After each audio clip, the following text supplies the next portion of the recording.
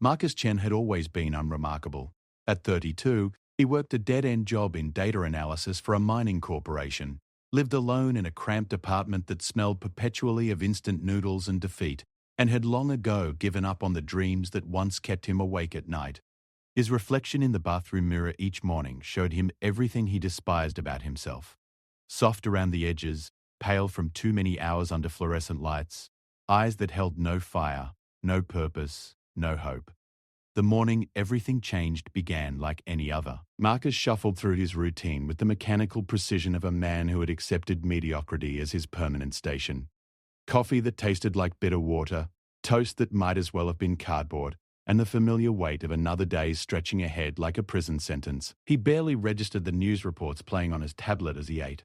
Something about unusual stellar phenomena in the Outer Rim territories, mining operations going dark, ships disappearing without trace. Space was vast and dangerous. People died out there every day.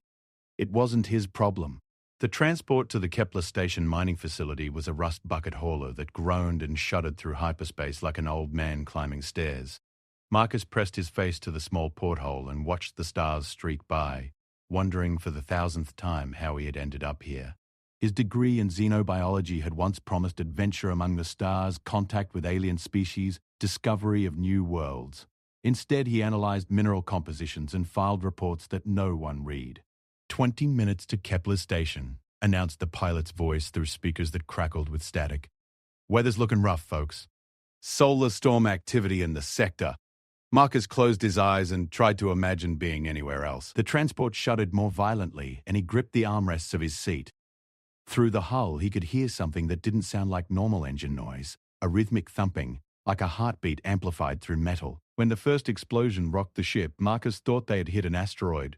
The lights flickered, emergency klaxons blared, and passengers were thrown against their restraints as the transport lurched sideways through space. Through the porthole, Marcus saw something that made his blood freeze in his veins. Ships, dozens of them, sleek and predatory, surrounding the transport like sharks circling wounded prey. They bore no markings Marcus recognized, their hulls a deep crimson that seemed to absorb light rather than reflect it. As he watched in growing horror, one of the alien vessels extended what looked like a mechanical arm, its end crackling with energy. "This is Captain Torres," came the pilot's voice, now tight with barely controlled panic. "We are under attack by unknown hostiles. All passengers prepare for..."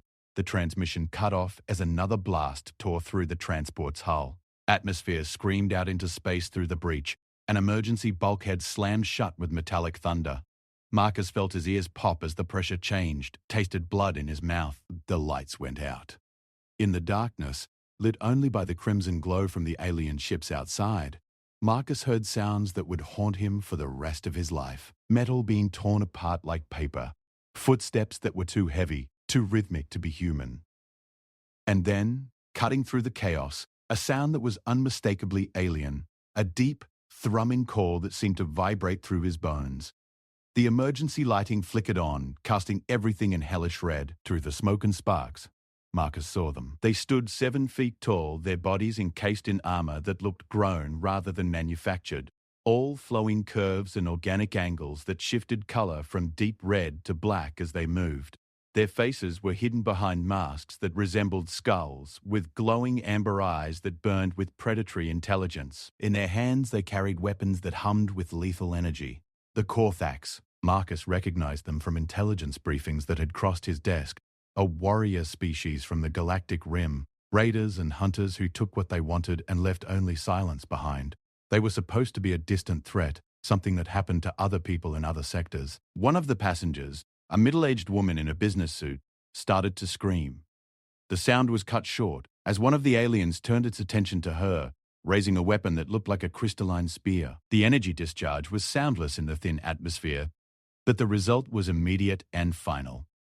Marcus pressed himself back in his seat, heart hammering against his ribs, every instinct screaming at him to run. But there was nowhere to go. The Korthax moved through the passenger compartment with efficient brutality, scanning each human with devices that projected holographic displays over their targets. Some passengers they ignored. Others they killed instantly. A few they marked with some kind of energy tag that left a glowing sigil on their foreheads. When the scanner beam hit Marcus, He closed his eyes and waited to die. Instead, he heard something that sounded almost like surprise, a grunt that was distinctly alien yet somehow questioning. When he opened his eyes, the Korthax warrior stood directly in front of him, amber gaze fixed on whatever its scanner was showing. The creature's head tilted to one side, and it made that thrumming call again, louder this time. Two more Korthax approached, their attention focused on Marcus with an intensity that made his skin crawl. They spoke to each other in their own language, harsh syllables that sounded like breaking stone. One of them reached out with a gauntleted hand and grabbed Marcus by the arm, hauling him to his feet with casual strength that could have snapped his bones. The scanner beam intensified, and Marcus felt a strange tingling sensation, as if something in his blood was responding to the energy. The holographic display above him shifted and changed, showing patterns that looked almost like DNA helixes, but wrong somehow, twisted in ways that hurt to look at. The lead Korthax made a sound that might have been laughter. It spoke a single word, an accented but recognizable standard. Interesting. Marcus was dragged from the wreckage of the transport onto one of the alien ships, along with a dozen other survivors who had been similarly marked. The interior of the Korthax vessel was a blend of organic curves and crystalline technology that pulsed with its own inner light. The air smelled of ozone, and something metallic that reminded Marcus unpleasantly of blood. They were thrown into holding cells that sealed themselves with energy barriers instead of bars. Marcus found himself alone in a space barely large enough to lie down in, watching the alien ship's walls pulse with bioluminescent patterns that seemed to respond to his presence. Through the transparent deck plates beneath his feet, he could see other levels of the ship, filled with Korthax warriors going about their business with purposeful efficiency. Hours passed, or maybe days. Without natural light or any way to track time, Marcus lost all sense of when or where he was. Other prisoners were taken from their cells at irregular intervals. Some returned, unconscious and bearing new scars. Others didn't return at all. When they finally came for Marcus, he had worked himself into a state of exhausted terror. The Korthax warrior who escorted him was different from the others. Taller, with armor that seemed more elaborate, more personal. The skull mask bore intricate markings that suggested rank or achievement.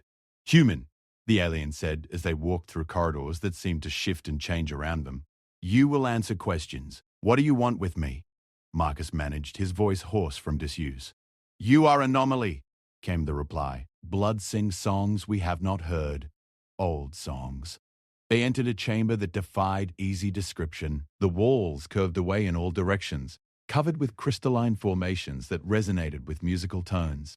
In the center of the space sat something that might have been a throne, if thrones were designed for creatures with more joints than humans possessed. The Korthax that occupied it was clearly a leader. Its armor was a work of art, inlaid with patterns that seemed to move of their own accord, and its mask bore the scars of countless battles. Zekar greets the blood singer, the creature said, its voice a bass rumble that Marcus felt in his chest. You carry the old marks, the deep patterns. This is unexpected. I don't understand, Marcus said, hating how small his voice sounded in the vast chamber. Zekar leaned forward, amber eyes burning with interest. Your species, they know nothing of their own history. They spread through the stars like children, grasping at technologies they do not comprehend, building on foundations they never examined. But the blood remembers, even when the mind forgets. The alien leader gestured, and the crystalline formations around the chamber began to glow more brightly. Images formed in the air, star maps, DNA sequences, and something else. Something that looked like archaeological records of ruins so ancient that their origins were lost to time. Long ago, before your species learned to leave their world, they were visited, touched, changed. Most forgot. Some remembered. The memories became legends. The legends became myths. The myths became nothing. But the changes remained, sleeping in the blood, waiting. Marcus stared at the images, his mind struggling to process what he was seeing. You're saying humans were... What? Experimented on? By who? By us, Zekar said simply. By the old clans, before the great scattering, before the warrior codes consumed our purpose. We sought to understand the spark of consciousness, the flame that burns in thinking minds. Your species was one of many we touched. The implications hit Marcus like a physical blow. That's impossible. Humans evolved naturally. We have fossil records, genetic evidence. Evidence of what you became, Not what you were made from, Zekar interrupted. The changes were subtle, a modification here, an enhancement there. Most humans carry only the faintest traces, echoes of echoes. But you... The alien leader's eyes seemed to bore into Marcus's soul. You carry the full pattern. Dormant, but complete. Marcus felt something cold crawling up his spine. What pattern? What are you talking about? Instead of answering, Zekar made a gesture to one of the other Korthaks in the chamber. The warrior approached with what looked like a medical scanner, its surface covered in symbols that hurt to look at directly. The device hummed as it passed over Marcus, and the air around him began to shimmer. "Show him!" Zekar commanded. The scanner projected a three-dimensional image of Marcus's genetic structure, but layered throughout the familiar double helix were patterns that definitely weren't human. They glowed with the same amber light as Korthak's eyes, and as Marcus watched, they began to pulse in rhythm with his heartbeat. "The warrior's gift," Zekar said with something that might have been reverence. "The ability to transcend physical limitations through force of will, to become more than flesh and bone. Your ancestors called it many names: divine blessing, magical power, superhuman ability. They never understood it was simply genetic memory awakening." Marcus shook his head, denial and disbelief warring in his mind. "This is insane. I'm nobody special. I'm weak. I'm afraid I can't even handle my own life, let alone..." "Because you have never been tested," Zekar cut him off. "Because you have lived in safety and comfort and called it misery. Because you have mistaken peace for weakness and comfort for strength. But weakness is not what you carry in your blood." The alien leader stood, towering over Marcus even across the distance that separated them. "The warrior's gift cannot be given. It cannot be taught. It can only be awakened, and only through trial, only through the breaking of everything that came before." Marcus felt his knees go weak. "What do you want from me?" "We want to see what you become when the soft shell is burned away and only the core remains," Zekar said. "We want to witness the birth of what your species could have been, if they had followed the warrior's path instead of choosing safety and stagnation." The chamber fell silent except for the harmonic resonance of the crystal formations. Marcus could feel the weight of alien attention pressing down on him, evaluating, measuring, judging. When he finally found his voice, it was barely a whisper. "And if I refuse?" Zekar's laugh was like breaking glass. "Refusal is an action, blood singer. The trial begins with your first choice. Choose to run, and the trial is running. Choose to fight, and the trial is fighting. Choose to die, and the trial is dying. But know this, the weak man who walked onto our ship will not be the one who leaves it. That man dies here, tonight, in this chamber. What emerges in his place, that remains to be seen." As if summoned by his words, more Korthak's warriors entered the chamber, carrying objects that Marcus recognized as weapons despite their alien design. They formed a circle around him, each one a perfect killing machine trained from birth in the arts of war and death. "The first trial," Zekar announced, settling back onto his throne. "Survival. No rules, no mercy, no second chances. Show us what sleeps in your blood, Marcus Chen. Show us if the old gifts still burn." The warriors ignited their weapons and the air filled with the hum of deadly energy. Marcus stood in the center of their circle, unarmed and untrained, facing death in a dozen different forms. His heart hammered against his ribs, his palms slicked with sweat, his mind gibbering with terror. And in that moment of absolute fear, something deep in his DNA began to wake up. The first warrior attacked without warning, moving with inhuman speed and grace.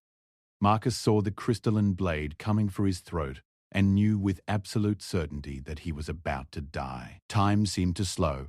His vision sharpened, and suddenly he could see the attack pattern as clearly as if it had been drawn in the air. His body moved before his mind could catch up, twisting aside with fluidity he had never possessed, the blade missing him by inches. The second attack came from behind, but Marcus was already turning. His awareness expanded beyond human norms. He could feel the displacement of air, hear the whisper of approaching death, sense the killing intent like a physical presence. Another impossible dodge. Another near miss that left his attacker off balance.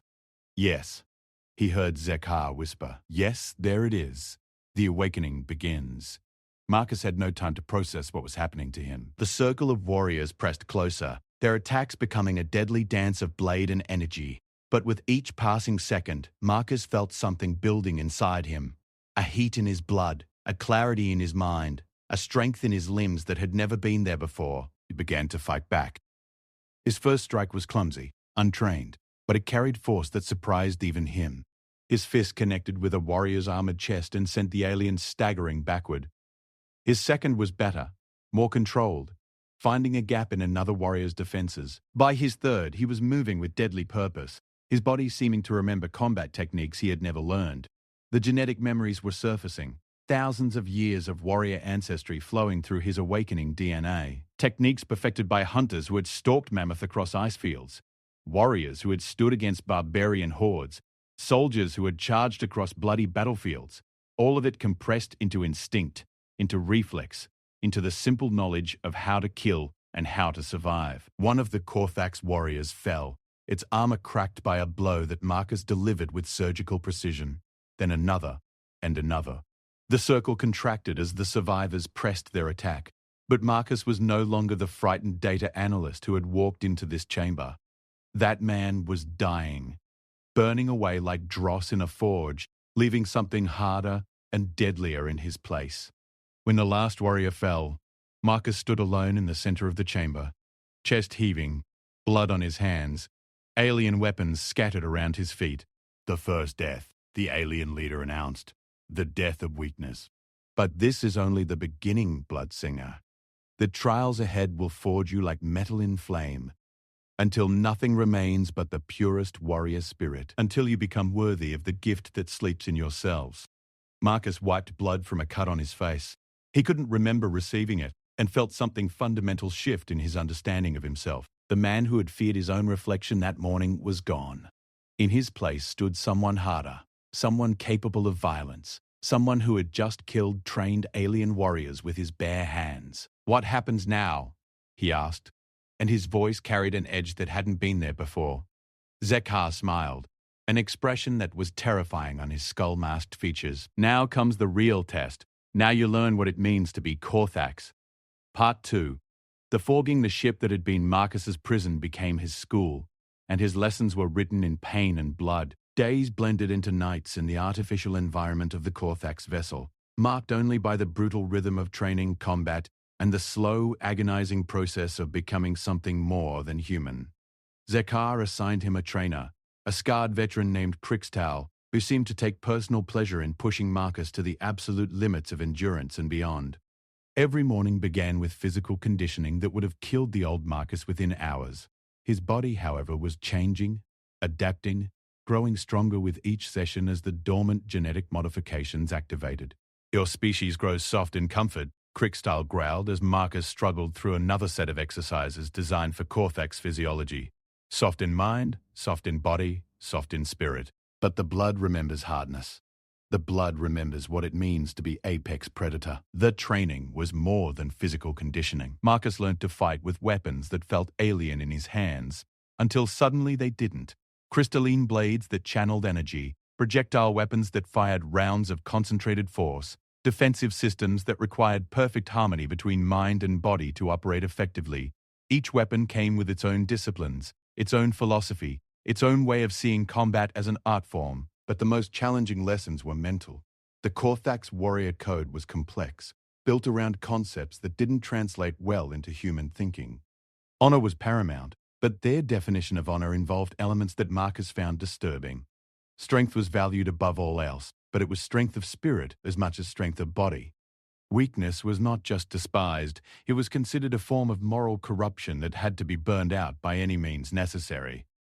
"You think like prey animal," Crixtal told him during one particularly brutal sparring session. "Prey thinks of survival, of safety, of avoiding conflict. Warrior thinks of victory. Warrior embraces conflict, seeks it out, makes it servant instead of master." Marcus, bleeding from a dozen minor wounds, struggled to integrate these alien concepts with his human psychology. But sometimes conflict isn't necessary. Sometimes cooperation achieves better results than violence. Crixtal's response was to attack without warning, driving Marcus back across the training deck with a flurry of strikes that came close to breaking bones. Cooperation is what prey does when predator allows it. When predator decides cooperation is no longer useful, prey discovers its mistake. Better to be predator from beginning. The philosophy was harsh, uncompromising, and Marcus found himself both horrified by it and strangely drawn to its clarity. There was no ambiguity in the Korthax worldview, no room for self-doubt or second-guessing. You were strong or you were weak. You were predator or you were prey. You imposed your will on the universe or the universe imposed its will on you. Weeks passed in this fashion, each day bringing new challenges, new pain, new understanding. Marcus felt his body transforming, muscles denser and more responsive, reflexes sharpening to inhuman levels, senses expanding beyond their normal human limits. But the changes went deeper than the physical. His mind was becoming something else, something harder and more focused than what he had been. The nightmares were the worst part. As his genetic memories activated, Marcus began experiencing dreams that weren't his own.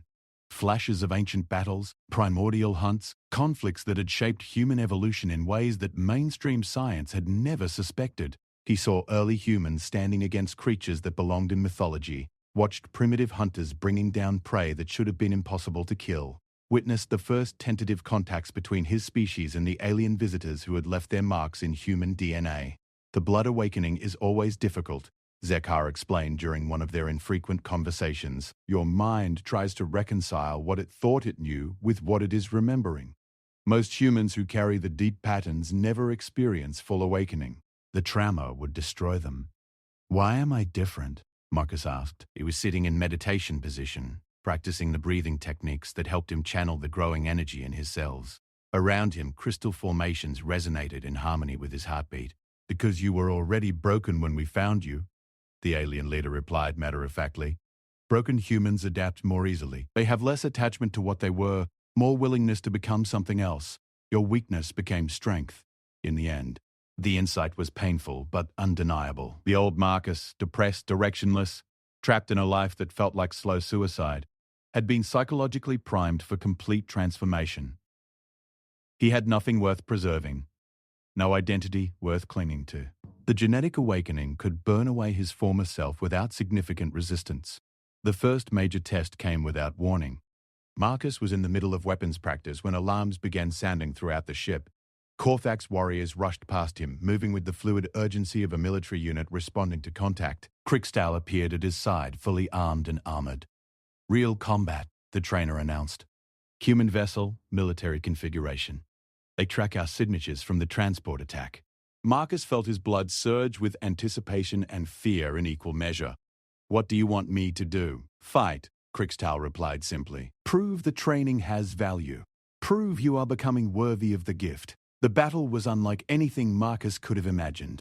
The human ship, a destroyer called the Retribution, had been hunting the Korthax raider for weeks, following their trail of devastation through 3 star systems.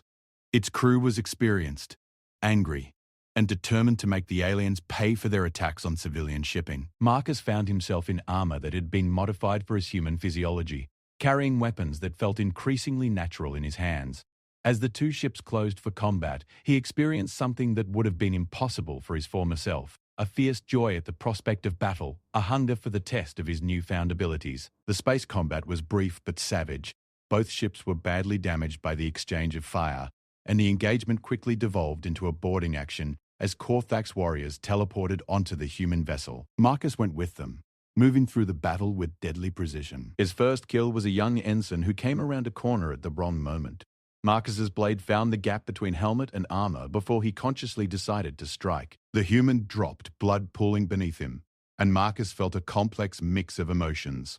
Horror at what he had done, satisfaction at the perfect execution of the technique, and something darker that he didn't want to examine too closely. The fighting was brutal and personal. Humans and Korthax grappled in narrow corridors, trading death with mechanical efficiency. Marcus moved through the chaos like something unleashed, his awakening abilities allowing him to anticipate attacks, exploit weaknesses, and strike with lethal precision. He killed 7 humans during the boarding action. Some were in fair combat, warrior facing warrior. Others were wounded, desperate, or simply unlucky enough to cross his path at the wrong moment. With each death, Marcus felt another piece of his old identity crumble away. The human captain was the last to fall, cornered on his own bridge, fighting with the desperate courage of a man who knew he was going to die but refused to make it easy. He was middle-aged, experienced, reminded Marcus uncomfortably of his own father. For a moment, looking into the man's eyes, Marcus hesitated. That hesitation nearly cost him his life. The captain's sidearm barked twice, energy bolts searing past Marcus's head. Training took over, and Marcus moved without conscious thought, closing the distance and driving his blade through the man's chest in a single fluid motion. As the captain died, Marcus saw something in his eyes that would haunt him. Not fear, not hatred, but disappointment. The look of a man who had expected better from his own species. The return to the Korthax ship was subdued. They had won, but at significant cost. Several warriors had been lost and their ship needed major repairs. More importantly, the human military now knew about Korthax capabilities and would be adapting their tactics accordingly. "You fought well," Zekar told Marcus as they assessed the damage.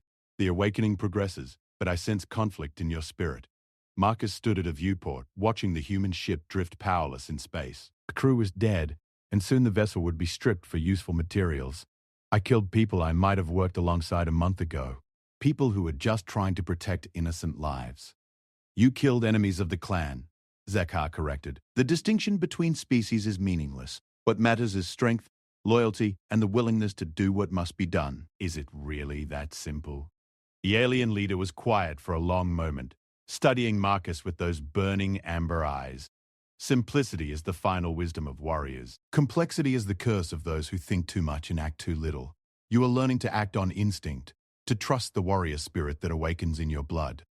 This is good, but you still cling to the thoughts and values of your former life." Marcus turned away from the viewport, meeting Zekar's gaze directly. Maybe those thoughts and values were worth something. Maybe there's more than one way to be strong. "Perhaps," Zekar admitted. "This remains to be seen." The second trial approaches, Bloodsinger. It will test not just your combat abilities, but your commitment to the path you have chosen. When it comes, you will learn whether you have truly shed your human weakness or merely hidden it beneath warrior skills. The second trial came in the form of a mission that would test everything Marcus had learned. Intelligence indicated that a human research station on the edge of inhabited space had discovered something significant. Artifacts that matched Korthax historical records, evidence of the ancient genetic manipulation programs. The station had to be neutralized before the information could spread. "This will be your first independent command," Zekar announced as they prepared for the assault. "A small team. Surgical strike. No survivors. Prove that you can lead as well as follow. Prove that you have fully embraced the warrior's path." The team consisted of 3 young Korthax warriors, all eager to test themselves in combat, all looking to Marcus for leadership with barely concealed skepticism. He was human, after all. No matter what genetic modifications slept in his cells, they would follow his orders because Zekar commanded it, but their loyalty would have to be earned in blood. The research station was lightly defended. Its security focused more on protecting valuable data than repelling military assault. Marcus's team infiltrated without difficulty, moving through the facility's corridors with the silent efficiency of apex predators. The researchers were civilians, scientists, analysts, support staff who had never expected to face anything more dangerous than a computer virus. The slaughter that followed was systematic and thorough. Marcus's warriors moved through the station like death incarnate, eliminating every human they encountered with clinical precision. Marcus himself took point, his enhanced abilities allowing him to sense enemy positions, anticipate defensive actions, and coordinate his team's movements with tactical expertise that surprised even himself. But it was in the station's central laboratory that Marcus faced his true test. The research team had been working late, trying to decipher the implications of their discovery. As the Korthax team breached the lab, the humans inside, 8 people in total, looked up with expressions of terror and confusion. "Please," one of them said, a young woman who couldn't have been much older than Marcus. "We're not soldiers. We're just scientists. We don't have any weapons." Marcus felt something twist in his chest. These weren't warriors, weren't even threats. They were people like he had been. Soft, civilian, utterly unprepared for violence. In their faces, he could see echoes of his former self. "The data must not leave this station," he told them, his voice steady despite the conflict raging in his mind. "Tell me where the research files are stored, and I'll make your deaths quick." The lead researcher, an older man with graying hair and tired eyes, stepped forward. "The genetic sequences you're looking for we barely understand them ourselves. They're fragments, incomplete. Whatever your people did to us, it happened so long ago that most of the evidence has been lost. That is not for you to determine, Marcus replied, but he found himself hesitating, unwilling to give the order that would send these innocents into oblivion. One of his warriors, a young male named Draktos, shifted impatiently. Bloodsinger, we have mission to complete. Why do we delay? Marcus looked at the humans again, seeing fear and resignation in their eyes. They knew they were going to die. They'd accepted it with the quiet dignity that he had once thought was weakness. Now, strangely, it looked like a different kind of strength. Stand down, he ordered his team. Secure the research data, but leave the humans alive, Draktos hissed in surprise. The mission parameters? I'm changing the mission parameters, Marcus snapped. We take what we came for and go. But even as he gave the order, Marcus knew he had made a mistake. The researchers had seen them, could identify Korthak's technology and tactics. Leaving them alive was strategically unsound, a decision based on emotion rather than tactical necessity. The consequences became apparent during their extraction. The research station's automated systems had transmitted a distress signal before being disabled, and human military vessels were converging on their position.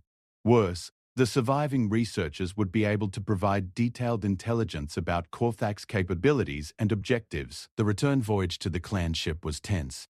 Marcus's warriors said little, but he could feel their disappointment, their growing doubt about his fitness for command. When they finally docked, Zekhar was waiting for them personally. Never a good sign. Report, the clan leader commanded. Marcus gave a clinical assessment of the mission. Objectives achieved, data secured, no casualties among his team. He said nothing about the survivors. Zekhar listened in silence, then turned to Draktos. Speak truth, young warrior. What transpired in the human laboratory? Draktos glanced at Marcus, then straightened with military precision. The Bloodsinger showed mercy to human civilians. 8 researchers remain alive who could compromise future operations. The accusation hung in the air like a toxic gas. Marcus felt the attention of every Korthax in the docking bay focus on him with laser intensity. Mercy was not a concept that translated well into their warrior culture. Mercy was weakness, and weakness was corruption. Is this true? Zekhar asked, his voice dangerously quiet.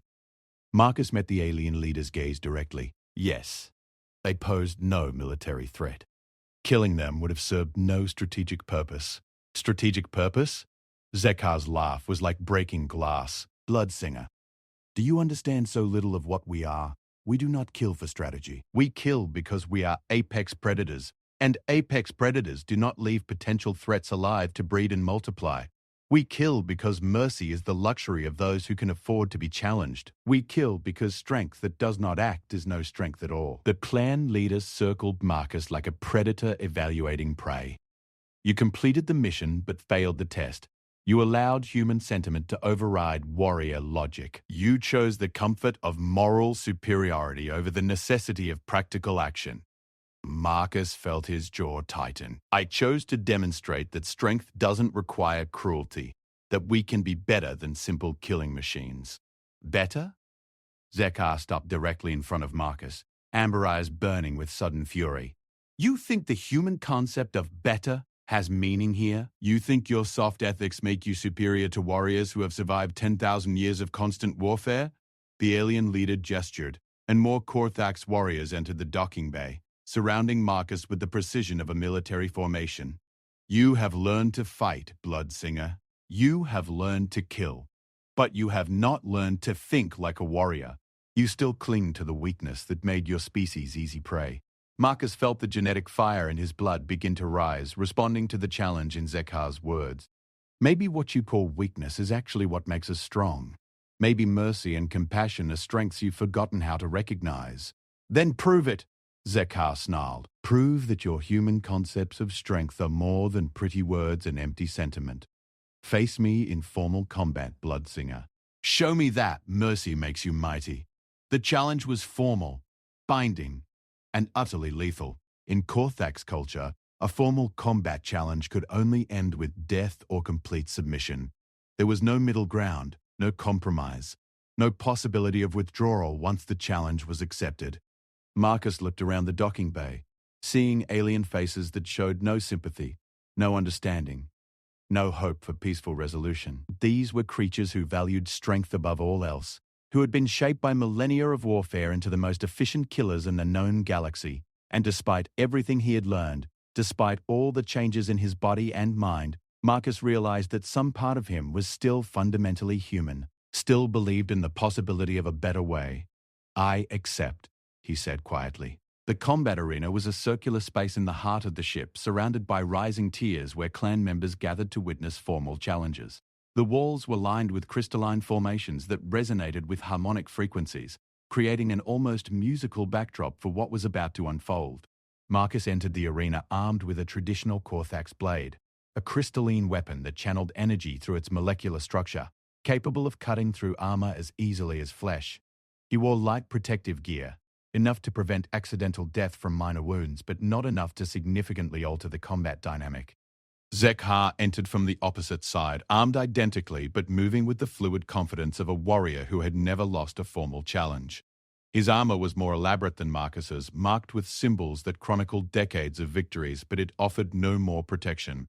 In formal combat, honor demanded equality of equipment, if not equality of skill. "Last chance to reconsider, Bloodsinger," Zekhar called across the arena. "Submit now. Acknowledge the superiority of the warrior way, and you may live to serve the clan in a lesser capacity." Marcus activated his weapon, feeling the familiar hum of energy coursing through the crystalline matrix. Around them, the assembled clan members began the ritual chanting that accompanied formal combat. Deep, rhythmic vocalizations that seemed to make the air itself vibrate with tension. "I've spent my whole life submitting," Marcus replied, raising his blade in a salute that he had learned during his training. "I'm done being afraid." Zekhar smiled, an expression that was terrifying on his skull-marked features. "Then die as a warrior, Bloodsinger. It is more than most humans achieve." The clan leader attacked without further preamble, moving with speed and precision that made Marcus's previous opponents look slow and clumsy. His blade carved through the air in patterns that seemed to bend light itself, each strike perfectly timed and positioned to exploit weaknesses in Marcus's defenses. But Marcus was no longer the soft civilian who had stumbled onto the Korthax ship months ago. The genetic modifications had fully awakened, flooding his system with enhanced reflexes, expanded awareness, and instinctive combat knowledge inherited from thousands of years of human survival. He met Zekhar's attack with defenses that surprised even himself, his blade moving in perfect counter-patterns that turned killing strikes aside by fractions of inches. The combat was unlike anything Marcus had experienced before. Zekhar fought with the accumulated skill of a lifetime warrior, every movement economical and deadly, every technique refined through countless battles. But Marcus fought with something else, the desperate creativity of a species that had survived by adapting, by finding new solutions to impossible problems, by refusing to accept defeat even when victory seemed impossible. As the battle progressed, Marcus began to understand something about the nature of strength that his Korthax training had never addressed. Zekhar was a perfect warrior, his technique flawless, his conditioning absolute, his killer instinct honed to razor sharpness, but perfection was also limitation. He fought exactly as he had been trained to fight, using techniques that had been perfected over millennia, but had also become predictable. Marcus, by contrast, fought like a human, imperfectly, creatively, sometimes stupidly, but always adapting, always learning, always looking for the unexpected angle that might turn the tide. When direct assault failed, he tried deception. When power proved insufficient, he relied on speed. When traditional techniques were countered, he improvised new ones. The turning point came when Zekhar executed a perfect killing combination, a sequence of strikes that should have ended the combat in seconds. Marcus responded with a move that no Korthax would have attempted, throwing himself directly into the path of the attack while simultaneously striking at an angle that conventional wisdom said was impossible.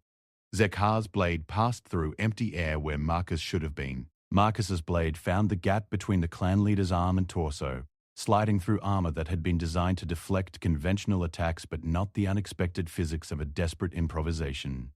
Alien blood, dark and smoking, poured from the wound. Zekhar staggered, his perfect technique disrupted by pain and surprise. For the first time in the combat, he looked vulnerable. "Impossible," he gasped, pressing a hand to his wounded side. "That technique, it violates every principle of proper blade work." Marcus circled, his own weapon steady despite the exhaustion that was beginning to creep through his enhanced physiology. Maybe that's the difference between us. You fight perfectly. I fight to win. Zekhar straightened, amber eyes blazing with something that might have been respect. Yes, I begin to understand. The human gift is not mercy, not compassion, not the soft virtues you claim to value. The human gift is the refusal to accept limitation. The clan leader raised his blade again, but now he fought differently, not with the mechanical perfection of traditional techniques, but with the fluid adaptability that he had just witnessed. The combat resumed, but it was no longer a clash between human and Corfax philosophies. It was a fusion, each warrior learning from the other, each technique evolving in real time. When the end came, it was sudden and decisive. Marcus found an opening that existed for barely a fraction of a second, a gap in Zekhar's defenses created by the alien's own adaptation to Marcus's fighting style. His blade struck home, piercing the clan leader's primary heart. Not a killing blow, but one that would force submission or death. Zekhar fell to one knee, his weapon clattering to the arena floor. Around them, the assembled clan had fallen silent, the ritual chanting replaced by stunned disbelief. No one had expected the human to win. Least of all Marcus himself. "Kill me," Zekhar whispered, his voice barely audible over the harmonic resonance of the crystal formations. "Complete the victory. Take leadership of the clan as is your right." Marcus stood over his fallen opponent, blade positioned for a killing strike, feeling the weight of expectation from every Corfax in the arena. By their laws, he had won the right to rule, to reshape their culture according to his vision. All he had to do was complete the ritual execution. Instead, he deactivated his weapon and extended a hand to help Zekhar to his feet. "I didn't fight you to become a clan leader," Marcus said quietly. "I fought you to prove that strength and mercy aren't contradictory, that we can choose to be better without choosing to be weak." Zekhar stared at the offered hand for a long moment, then slowly reached out and grasped it. As Marcus pulled him upright, something fundamental shifted in the relationship between human and alien, between conqueror and conquered. "You spare my life," Zekhar said, wonder evident in his voice. "After defeating me in formal combat, you choose mercy over victory. This is..." He paused, searching for words in a language that had no adequate concepts. "This is new." Marcus looked around the arena, meeting the gaze of warriors who had never seen anything like what they had just witnessed. Maybe it's time for new ideas. Maybe strength doesn't always have to come at the end of a blade. But even as he spoke the words, Marcus knew that the real test was still ahead. He had proven that human values could coexist with warrior strength, but proving it to one clan leader was very different from proving it to a galaxy that saw violence as the ultimate arbiter of worth. The universe was vast, dangerous, and full of species that respected only power. If humanity was going to survive and thrive among the stars, they would need to learn how to be both compassionate and strong, both merciful and decisive, both human and something more. The transformation was complete, but the real work was just beginning. Part 3. The Emergence. The news of Marcus's victory spread through Corfax clan networks like wildfire through dry grass. Within days, representatives from dozens of other clans had arrived to witness the human who had defeated Zekhar in formal combat and then spared his life. Some came out of curiosity, others out of skepticism, and a few out of barely concealed hostility toward anyone who would dare to challenge thousand-year-old traditions. Marcus found himself in a position he had never wanted, and wasn't sure he was prepared for. Technically, by Corfax law, he now had the right to lead Zekhar's clan, but he had refused that authority. Instead, he had proposed something unprecedented, a partnership between species based on mutual respect rather than domination. The proposal had created chaos in the normally rigid hierarchy of Corfax society. Clan leaders who had spent their lives perfecting the art of warfare suddenly found themselves confronted with concepts that challenged everything they thought they knew about strength and leadership. "You have upset the natural order," Crickstal told him during one of their training sessions, though the scarred warrior's tone carried more amusement than criticism. "Half the clans want to challenge you to prove that your victory was luck. The other half want to study you to learn how you did it." Marcus wiped sweat from his brow, his body still adapting to the enhanced training regimens that his genetic modifications demanded. "What do you think? I think you're either the most intelligent being I have ever met or the most dangerous fool in the galaxy," Crickstal replied honestly. "Perhaps both." The changes you propose, they go against everything we have been taught about survival and dominance. Maybe what you were taught is incomplete, Marcus suggested. Maybe there are forms of strength that your culture never learned to recognize. Before Krikstal could respond, alarms began sounding throughout the ship. Emergency lighting bathed the corridors in red, and the harmonic resonance of the crystal formations shifted to urgent, discordant tones. Through the ship's communication system came Zekhar's voice, tight with controlled tension. All warriors to battle stations. We have detected a human military fleet approaching our position. Configuration suggests a major assault force. Marcus felt his blood chill. The surviving researchers from the station attack had clearly provided enough intelligence for the human military to track and engage the Korthax raiders. What was approaching wasn't a simple patrol or investigation. It was a full-scale military response designed to end the alien threat permanently. In the command center, tactical displays showed the approaching human fleet in devastating detail. 3 heavy cruisers, a dozen destroyers, and a carrier that launched fighters like angry insects. The human formation was perfect. Their approach calculated to deny the Korthax ship any chance of escape. They know our capabilities now, Zekhar observed, studying the tactical readouts with professional interest. No more surprise, no more advantage of unknown technology. This will be a test of pure combat effectiveness. Marcus watched the displays with growing dread. The human fleet outgunned the Korthax ship by at least 10 to 1, and their formation suggested tactical knowledge that could only have come from detailed analysis of previous engagements. This wasn't a battle the raiders could win through conventional means. We need to withdraw, he said. Get out of here before they can close the trap. Several Korthax warriors hissed in displeasure. Withdrawal was not a concept that translated well into their warrior culture. To retreat without fighting was to admit weakness, to choose survival over honor. Impossible, Draktos declared. We are Korthax. We do not flee from prey animals, no matter how many ships they bring. Perhaps there is a third option, Bloodsinger. You have proposed partnership between our species. This would be an opportunity to test whether such partnership has any practical value. Marcus felt a chill of understanding. You want me to negotiate with them? I want you to prove that your human concepts of diplomacy and mercy are more than weakness disguised as virtue, Zekhar replied. Contact the fleet. Arrange a meeting. Show us if words can accomplish what weapons cannot. The risk was enormous. The approaching human fleet had every reason to shoot first and ask questions later. They had lost ships and crews to Korthax raiders, seen their civilians murdered by alien warriors, and were understandably focused on eliminating the threat rather than communicating with it. But Marcus also understood that this might be the only chance to prevent a massacre that would accomplish nothing except mutual destruction. The human fleet was strong enough to destroy the Korthax ship, but the aliens would inflict terrible casualties before they died. War between the species would escalate, spreading across multiple star systems and consuming countless lives. Get me a communication channel, he ordered, moving to the command center's main console. The response was immediate and hostile.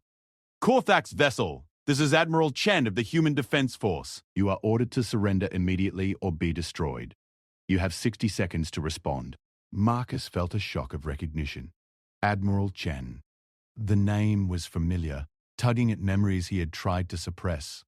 His father had been career military, had worked his way up through the ranks to flag rank before retiring to a comfortable position in the defense bureaucracy. Could this be? Admiral Chen, Marcus said, his voice steady despite the turmoil in his mind.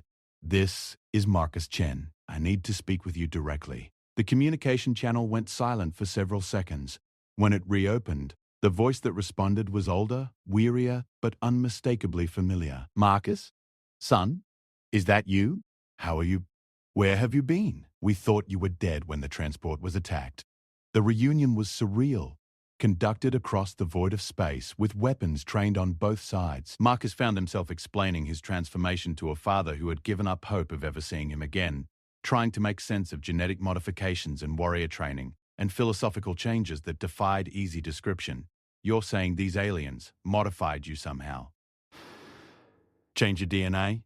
Admiral Chen's voice carried a mixture of relief and horror. Marcus, you need medical attention. Whatever they've done to you, they didn't do anything to me, Dad, Marcus interrupted. They awakened something that was already there.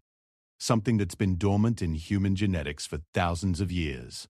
He outlined what he had learned about humanity's hidden history, the ancient genetic modifications, the warrior heritage that had been buried beneath millennia of civilization. As he spoke, he could feel the attention of both human and Korthax listeners, each side trying to evaluate the implications of what they were hearing. Even if that's true, Admiral Chen said when Marcus finished his explanation, it doesn't change what these creatures have done. They've killed thousands of innocent people, son. Civilian transports, research stations, colony worlds. They can't be allowed to continue. No, they can't, Marcus agreed. But destroying each other isn't the answer either. There has to be a better way. What followed was the most complex negotiation Marcus had ever attempted, conducted in real time with the lives of everyone aboard both ships hanging in the balance. He found himself translating between two completely different worldviews, trying to find common ground between species that had evolved along radically different paths. The humans wanted justice for their dead and security for their civilians. The Korthax wanted respect for their strength and acknowledgement of their warrior status. Both sides had legitimate grievances, but both were also trapped by cultural assumptions that made compromise seem impossible. Honor demands blood payment, Zekar declared during one particularly tense exchange. We have taken lives. By the ancient codes, lives must be given in return. My people want trials, not executions, Admiral Chen replied. We want to understand why this happened and make sure it never happens again. Marcus felt the weight of translation, trying to bridge concepts that didn't exist in either culture. Korthak's honor was personal and immediate. Wrongs were balanced by direct action. Strength was demonstrated through combat. Human justice was systemic and abstract. Wrongs were addressed through legal processes. Strength was demonstrated through institutions. But gradually, painfully, a framework began to emerge. The Korthaks would submit to human legal proceedings, but as warriors rather than criminals. They would accept punishment, but punishment that acknowledged their status as honorable enemies rather than common murderers. In return, they would share their knowledge of human genetic heritage and help humanity understand the full potential of their hidden capabilities. A warrior's trial, Zekhar mused when Marcus outlined the proposal. Combat by law rather than blade. It has precedent in our oldest traditions. Admiral Chen was more skeptical. You're asking me to treat alien raiders as prisoners of war rather than terrorists. That's a hard sell to the families of their victims. I'm asking you to treat them as what they are, Marcus replied. Warriors from a culture that values strength above all else, who genuinely believe that might made right. Punish them for their crimes, but do it in a way that acknowledges their nature. Show them that human justice can be stronger than Korthak's violence. The final agreement took hours to hammer out, with details that had to be negotiated clause by clause. The Korthaks would surrender to human authority, but they would be granted warriors' honors during their trials. They would face justice for their crimes, but they would also serve as teachers, helping humanity unlock the genetic heritage that had been hidden in their DNA for millennia. Marcus himself would serve as a liaison between the species, helping to establish protocols for future contact and cooperation. It was a role he had never asked for, but one that his unique background made him perfectly suited to fill. As the two fleets stood down from combat readiness, Marcus felt something that had been foreign to him for most of his adult life: pride. Not the hollow pride of the old Marcus, built on nothing more substantial than wishful thinking, but the earned pride of someone who had faced impossible challenges and found ways to overcome them. The trials that followed were unlike anything in human legal history. Korthak's warriors stood before human judges, accepting responsibility for their actions while maintaining their dignity as members of a proud warrior culture. The proceedings were broadcast across human space, giving billions of people their first real look at an alien species and the complex moral questions that first contact inevitably raised. Some of the warriors were sentenced to death. Their crimes were too severe to permit any other outcome. They accepted these sentences with stoic dignity, dying as they had lived, without complaint or appeal for mercy. Others received life imprisonment, but imprisonment that acknowledged their status as prisoners of war rather than common criminals. Zekhar himself faced the most serious charges, as the leader responsible for ordering the attacks on civilian targets. Marcus testified on his behalf, not to excuse his actions but to provide context for them, to help the court understand the cultural framework that had shaped his decisions. By the standards of his own culture, Marcus explained to the tribunal, Zekhar acted honorably. He saw humanity as a weak species that had forgotten its warrior heritage, and he believed that strength had both the right and the responsibility to dominate weakness. That belief was wrong, but it was genuine. The tribunal sentenced Zekar to life imprisonment, but with the possibility of supervised release if he could demonstrate genuine understanding of human values and commitment to peaceful coexistence. It was a compromise that satisfied neither species completely, but provided a framework for moving forward. The most significant outcome of the trials, however, was the establishment of the Genetic Heritage Project, a joint human Corthax research initiative designed to unlock the full potential of humanity's hidden genetic modifications. Working together, human scientists and Corthax gene shapers began mapping the complex changes that had been made to human DNA thousands of years earlier. What they discovered was staggering. The modifications weren't simple enhancements, they were the foundation for an entirely new stage of human evolution. Properly activated, they could grant humans capabilities that bordered on the supernatural. Enhanced strength and speed, expanded sensory awareness, accelerated healing, and most remarkably, the ability to interface directly with certain types of technology. Your species was designed to be partners, not subjects, Zekar explained during one of the research sessions. The ancient clan sought to create a hybrid vigor, human creativity combined with Corthax strength. Human adaptability merged with warrior discipline. But the project was abandoned before completion. Marcus underwent extensive testing as the researchers worked to understand the full scope of his transformation. The genetic modifications had activated more completely in him than in any other human they had studied, making him a living laboratory for understanding humanity's hidden potential. But the changes weren't limited to the physical.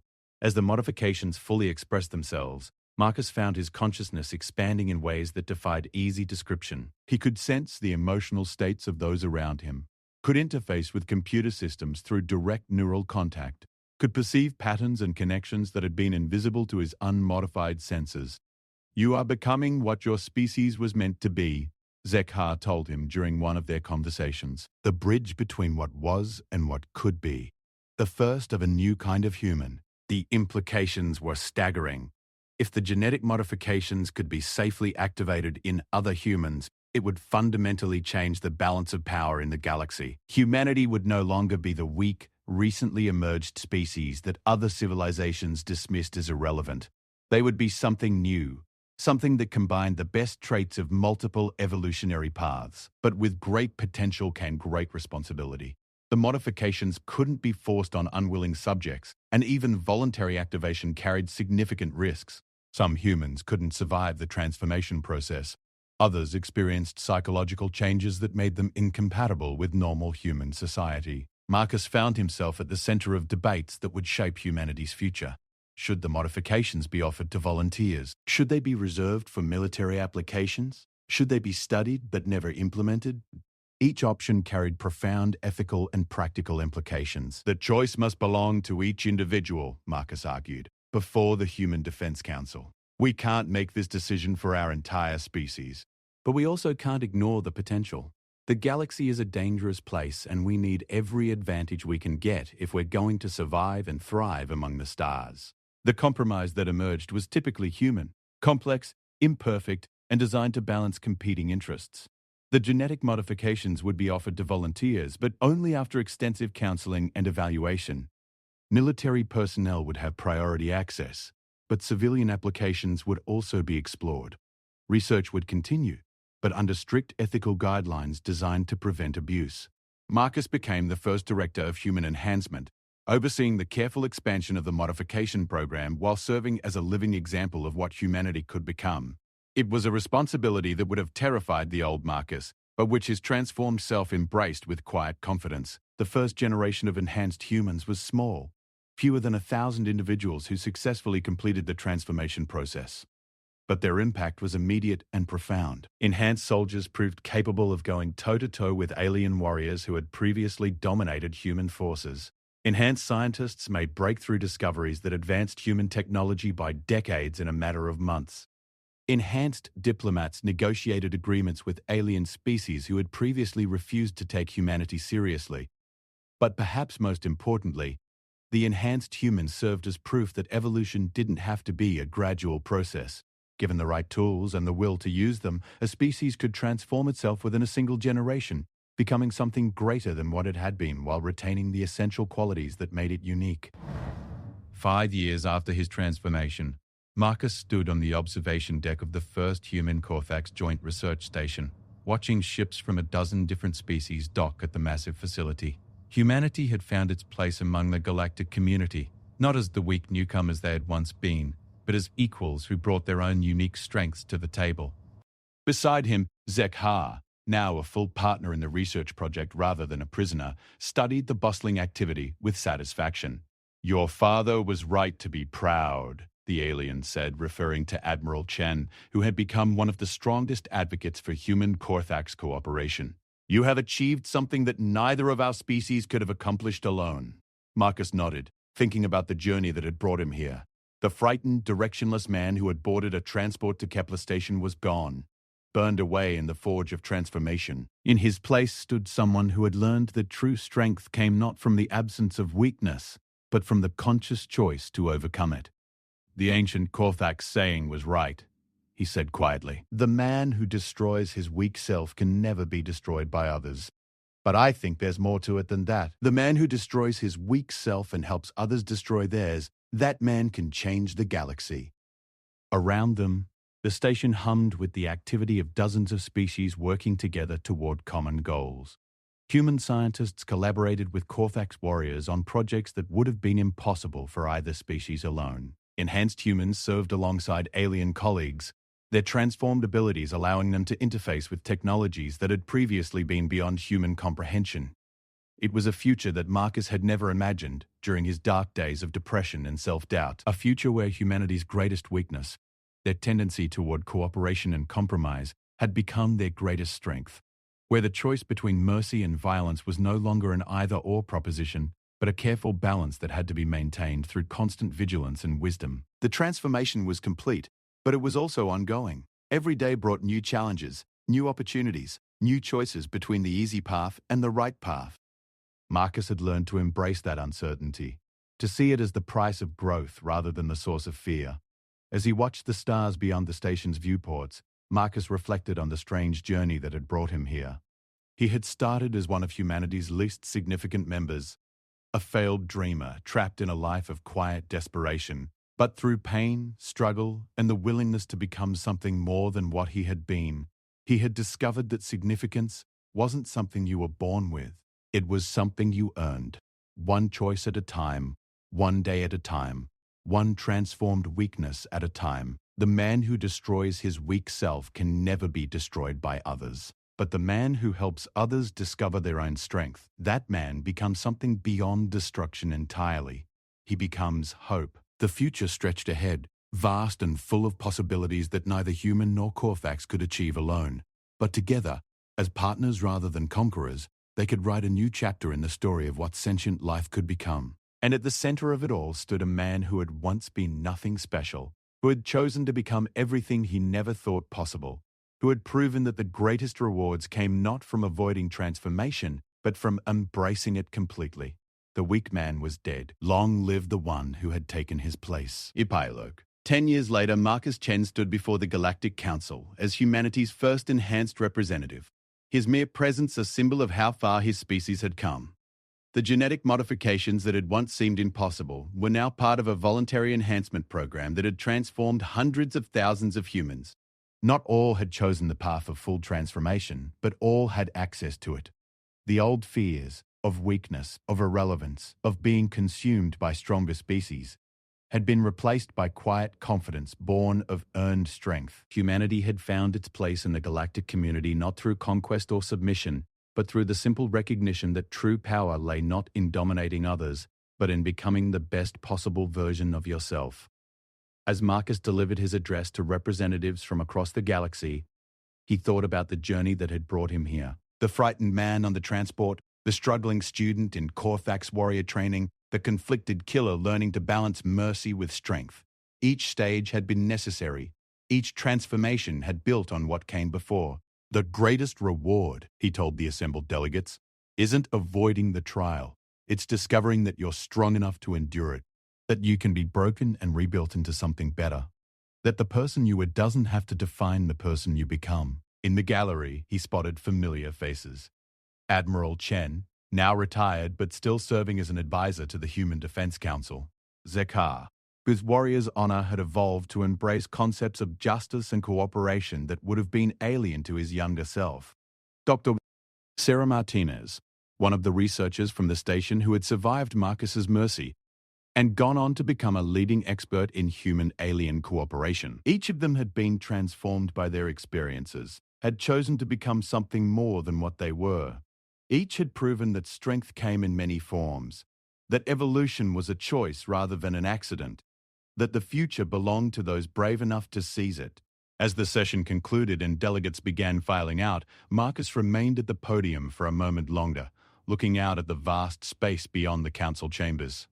Somewhere out there, other species were facing their own trials, their own opportunities for transformation. Some would rise to the challenge, others would fall short. But for humanity, the choice had been made. They had looked into the abyss of their own weakness and chosen to become something stronger, not through violence or conquest, but through the simple recognition that the greatest enemy was often the person you used to be. The man who destroys his weak self can never be destroyed by others, but the man who helps a species destroy their collective weakness, that man helps write the future of the galaxy itself. Marcus smiled and walked toward whatever came next, carrying with him the knowledge that no trial could break him, because he had already broken himself down and rebuilt something better from the pieces. The transformation was complete. The future was just beginning.